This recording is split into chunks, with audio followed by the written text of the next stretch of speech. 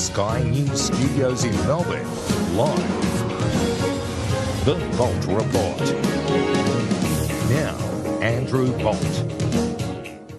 Now, for me, the issue here is not whether I like Lawrence Southern or Stefan Molyneux, like what they say, or whether I don't. It's whether I like having street thugs determine who may speak and who I may listen to by threatening the speakers with violence while the police then charge them protection money. So, if thugs are trying to shut down speakers, I feel morally obliged to let those speakers speak. And so, here they are.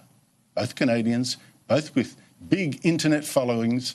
Stefan Molyneux, the host of Free Domain Radio, look it up on the web.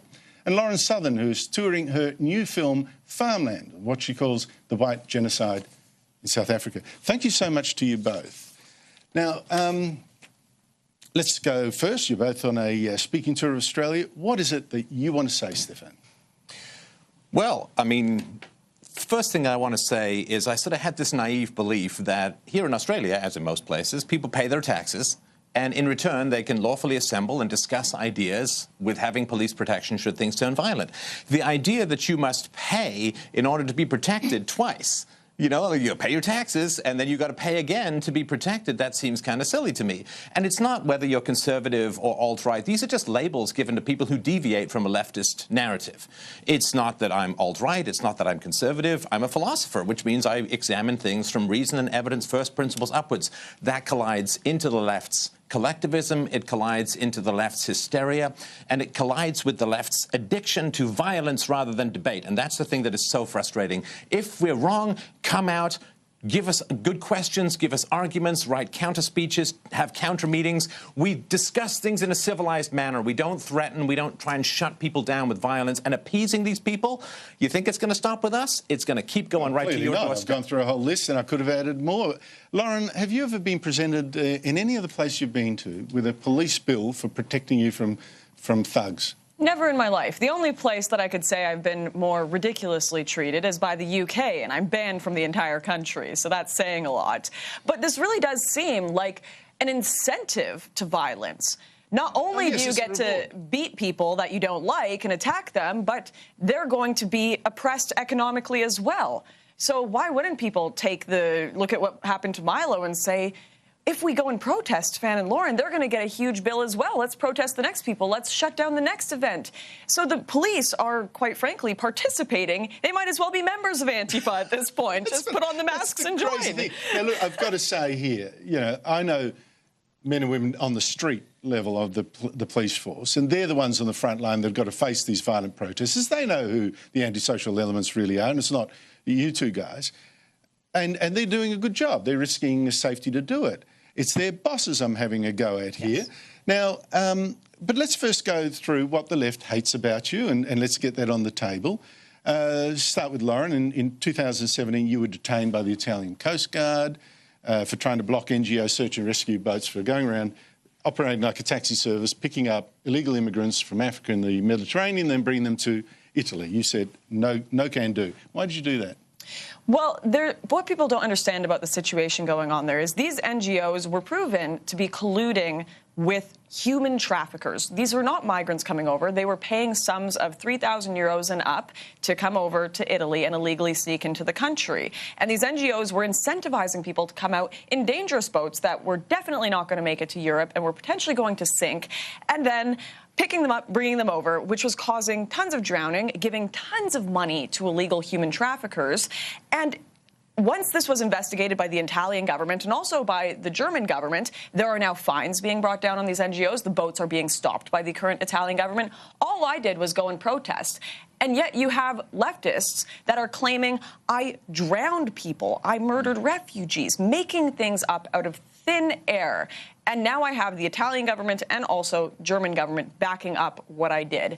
Before I get on to Stefan, and you've also been banned from Britain, as you said, for handing out leaflets in Luton that said, Allah is a gay god and Allah is trans. What was the point of that? That's provocative. I wouldn't do that. Why did you do that? A little bit provocative, I suppose, but no more provocative than the people at Huffington Post or Vice who wrote articles claiming Jesus Christ is a gay man, Jesus Christ is a transgender man. No one batted an eye when that happened. These writers aren't banned from the United Kingdom. This was to expose a double standard where you can say all of the horrific things you want about the Christian faith because it is a faith that allows freedom of speech. It is compatible with Western culture, but you can't say a word about Islam. You cannot criticize Islam because the values of Islam do not work within the Western world. It is based on submission and oppression of speech. And, of course, Britain, through its immigration policies, have created a great tinderbox in Britain so that you can't come with your... It confirmed my theory. Well, there you go. Now, Stefan, you've had a lot to say about men losing power, about white genocide, and you once suggested, but you did apologise for this, I'm just putting it on the table, that homosexuality resulted from child abuse. It's just... Anyway, you apologise.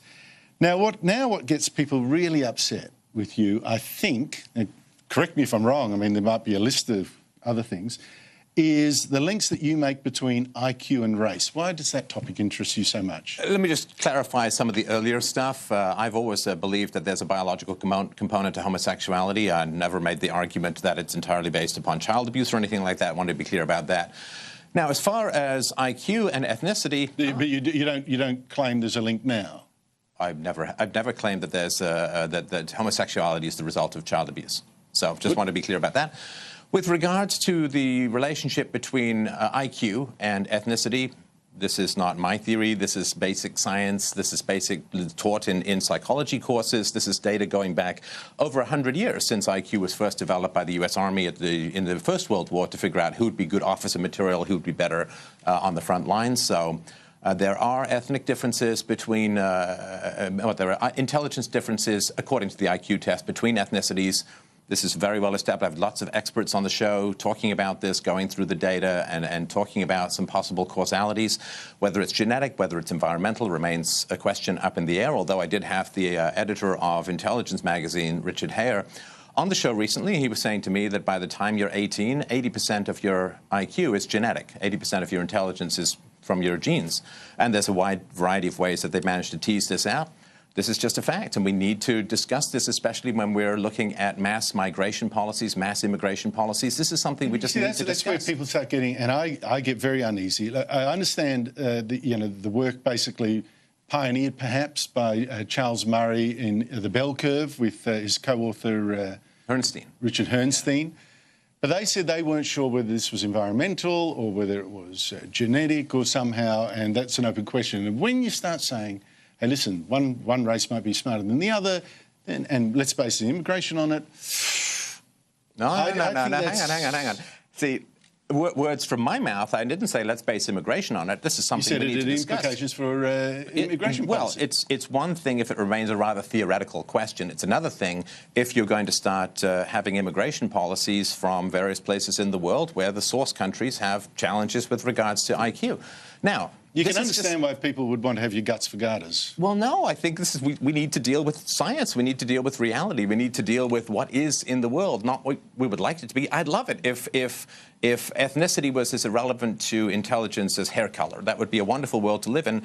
But that's not the world we live in. We need to deal with facts. You know, cultures that turn away from facts, cultures that turn away from science, don't tend to do very well in the long run. We can't have this mass superstition of egalitarianism when the science tells us very clearly that that's not where the world is. So I don't have the answers as to what we should do with all of this stuff, but I sure know that we need to talk about the facts if we're going to come to informed decisions. Your view on this, Lauren? I am not a scientist. I haven't had as many experts on the question of race and IQ on my YouTube channel. It's not something I discuss. For the most part, I base most of my knowledge and communication off of on-the-ground reporting. I'll go to South Africa, I'll report on what I see. I'll go to the no-go zones in Paris, I'll report on what I see there. I don't feel that I am equipped to comment on this. Stefan, I know for a fact, has done a lot of research into this and has had the experts on, so I feel he is far more equipped to comment. You don't feel that it's a sense of alarm, oh my God, because people think I'm racist if I'm even sitting here listening to it? No, in fact, I think it's rather silly that anyone is offended by the idea that we should inquire into this. Oh, you haven't been in Australia very long. Well, this is the very problem with people. We can't we can't just scream at Stefan and say, that's bigoted. We can't say that. That's horrific. No, prove him wrong. Tell me why we shouldn't talk about this. If your reason for not talking about it is it's offensive, that's not a good enough reason for me to not talk about it. So I'm interested. I'll watch his videos on the topic. I think it's fascinating. I'm just not an expert. I'll listen to the experts talk about it. So you're proposing a radical approach here to prove him wrong rather than throw a rock at his head. It's very radical. Very extreme. From outside. But do you worry, Stefan, that when you're doing this, and I know that we should pursue knowledge, and that's what I've sometimes done to my cost rather than worry about the consequences. Yes, but, I feel we may be in the same boat as far as that goes. But do you sit there worrying and you see some skinhead with tats here and like that, and using this as an excuse, some meathead to go and be a racist, thinking I'm really smarter than these other people of different races, and I'll... Don't you worry about that? There are things that I worry about. I will tell you what one of my biggest concerns is in this area, is that if there is a sort of star chamber or cadre of knowledge that is held by psychologists, by researchers into this kind of area, and it's kept very much in elite circles, right? So within the professional areas, they very much talk about this. This is openly discussed. It's part of the professional journals. And then there's this huge chasm between the expert knowledge and what is presented to the general intelligent population. This gap is a huge problem, because what happens is people say, well, I've heard these kinds of rumors about this kind of stuff. They start looking into it. They find that it's true, but no one's talking about it. No one's discussing it. No one's bringing it to anyone's attention. And what they do is it alienates them from all of the experts who could help guide them to a productive discussion about this stuff. You've got a large appreciation, perhaps exaggerated, I think, for the influence of the intellectual elite and on the masses. I don't think it works that way. And some of the people in the intelligent masses you're talking about are actually morons who will take that kind of stuff. I mean, we've got them. Some of them are called Patriot Blue. And that's what worries me. Lauren, about your film, tell us about that. Sure. So I heard whispers online here and there that the Rainbow Nation wasn't working out as well as the media had portrayed it, that it wasn't quite this multicultural socialist paradise. And in fact, there were strong racial tensions that had manifested themselves in brutal, brutal murders of the rural white population. My prerogative is always, I'm going to go to the ground and figure it out. So I bought a couple tickets for me and two film crew to go down. We flew down to South Africa, and what we found there was shocking. We spoke to individuals who work in the crime scene cleanup industry. They told us that the murder of these white farmers not only was some of the most gruesome crimes you've seen on earth, children being boiled that were 12 years old, people being raped and tortured for days, but that they couldn't talk about the fact that this looked like it was racially motivated. They were too afraid to tell me this is racially motivated because we'll be fired from our jobs, we'll get in trouble.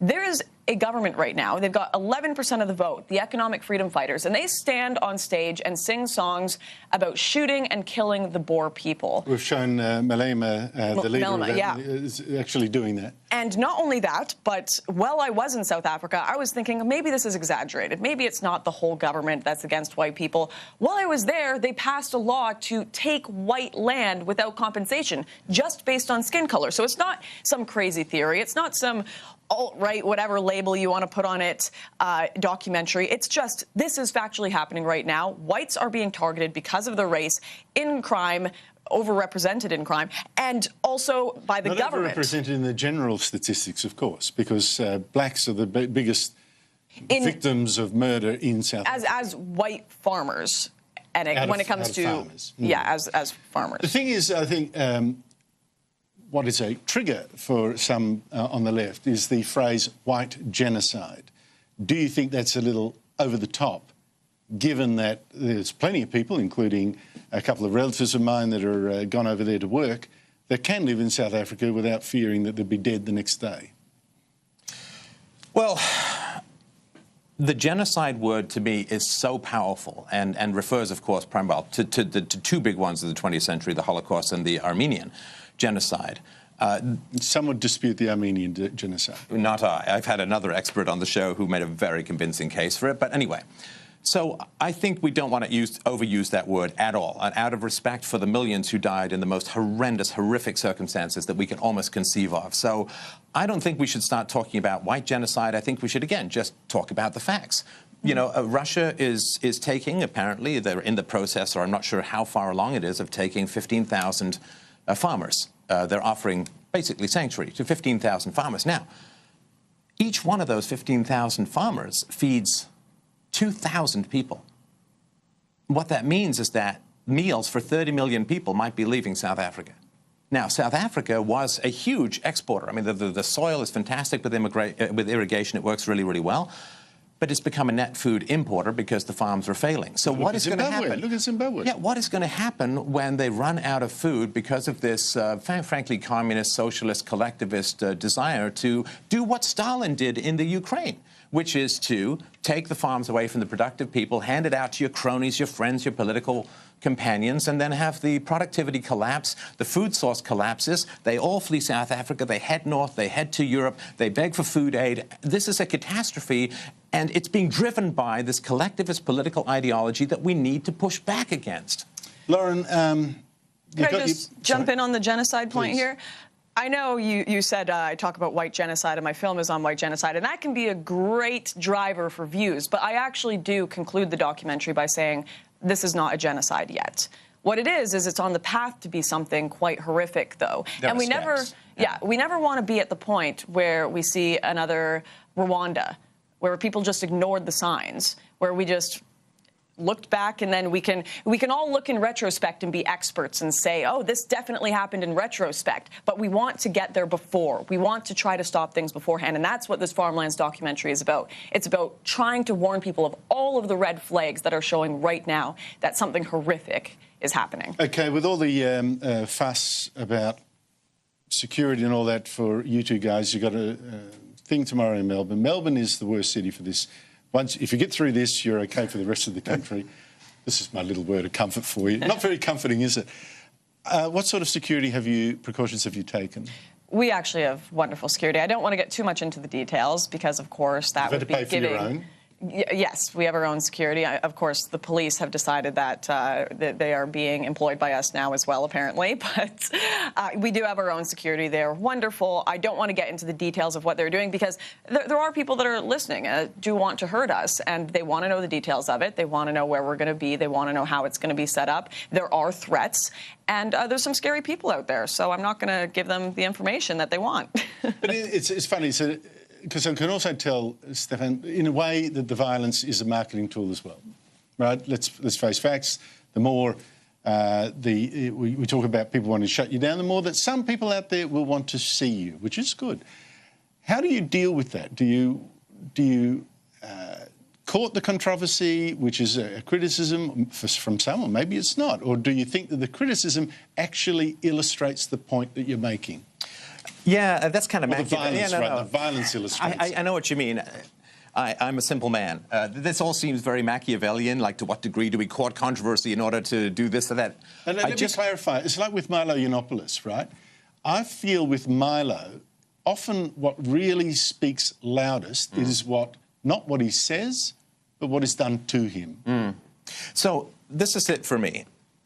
I think we have to be free to be able to speak the truth as we see it. I know, maybe I'm wrong about things. Of course, you know, we like to get that kind of feedback. But one of the reasons I engage with people all the time is to get that feedback, to refine, to reform, to sand down the rough edges, to make sure I'm in continual pursuit of the truth. We do have to have the right to speak the truth as we see it, not to advocate for violence, but to bring reason and evidence to the most challenging problems we're all facing as a society. Now, I demand to have that right. If people want to phone in threats, if people want to throw, you know, okay, I'm sorry that they want to do that, you can't back down. The one thing we learn from history is that appeasement always leads to a terrible outcome. Whatever you think is bad about standing up now, it's going to be 10 times worse if you don't stand up now, and I will not back down. Good on you. What do I do with this bill for $68,000? I think there's a rubbish bin, maybe in the other room. Oh, perfect. All right. Lauren Southern and Stefan Molyneux, thank you so much for your time.